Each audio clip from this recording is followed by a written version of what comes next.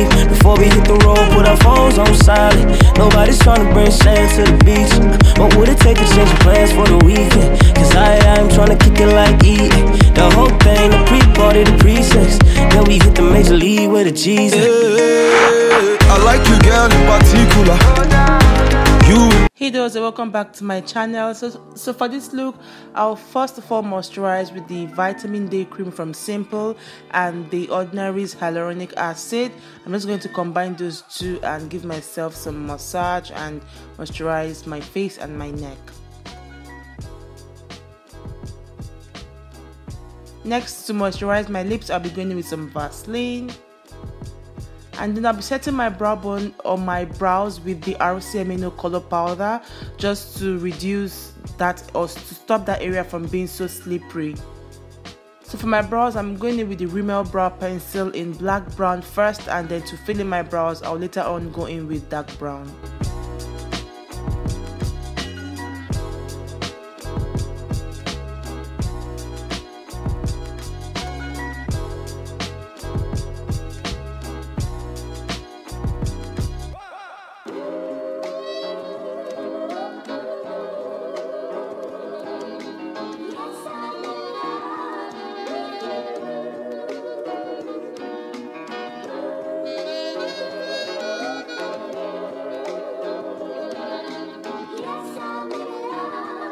So right now, I'm just carving up my brows with the Girl Proconceal in Fawn.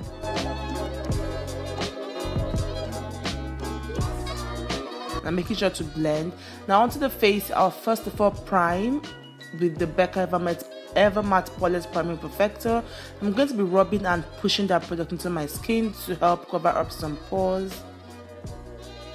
Next, with the NYX Bright Idea stick, I'm going in with the shade Bermuda Bronze. I'm going to be applying that stick all over my face because it's an illuminating stick, so it's just going to give our skin that glow and glittery glowing effect. For foundation today, I'm going to be using this very light foundation from NYX, and it's the Total Control Drop Foundation.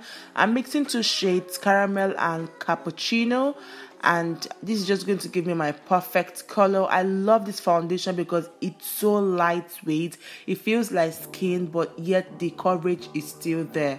Granted, it doesn't last all day, but I just love the way it feels. It's so light. So you can see the coverage. The coverage is really good for, a very watery foundation. So to highlight, I'm going in with the Girl Proconceal in the shade Fawn.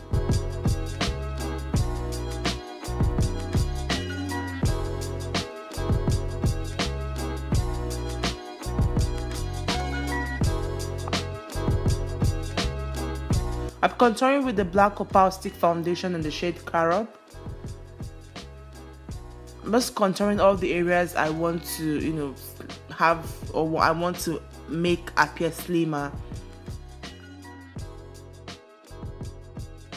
With the double-ended brush from Primark, I'm just buffing in that foundation into my skin, making sure to blend well in circular motions to avoid any harsh lines.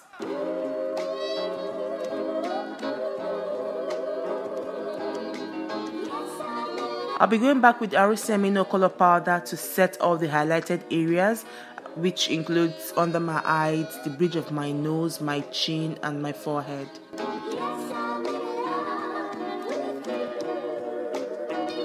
With the sleek contour kit in the shade Dark, I'm going to use that to set the contoured areas. I'm making sure to go in very soft motions just so that we don't have any harsh lines and we don't go in with too much contour product.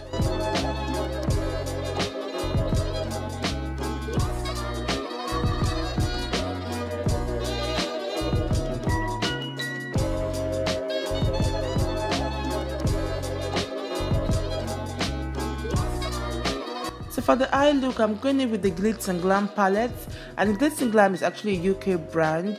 So I'll be picking that shade as my first transition color, or my only transition color, because that was the only color I used on my crease area. So I'm just going to work that color from my outer corners all the way to my inner corners, making sure to go a bit above my crease and do some soft blending.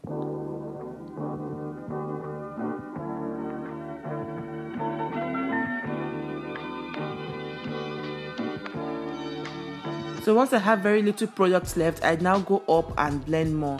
Now taking that very pretty bronzy rose gold color, I'm going to apply that on my lid, after which I go ahead and blend out the edges to meet my crease color.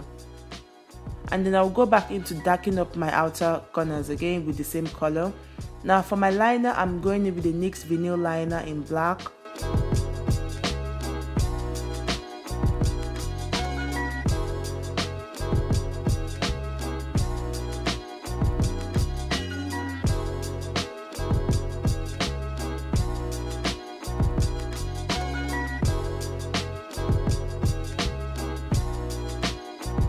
I'll be tightlining with Kiko's black pencil, and I'm using that same crease color to set that black pencil that I applied on my bottom lash line. I'll go ahead and dust off every excess powder I have on my face and also set my face with the MAC's Mineralized Skin Finish in dark. For blush, I'm going to be using the e.l.f. blush palette in dark, and I'm using the darker shade. And to highlight and add all the glow we need, I'm going in with MAC's Oh Darlyn, which is a very good highlighter.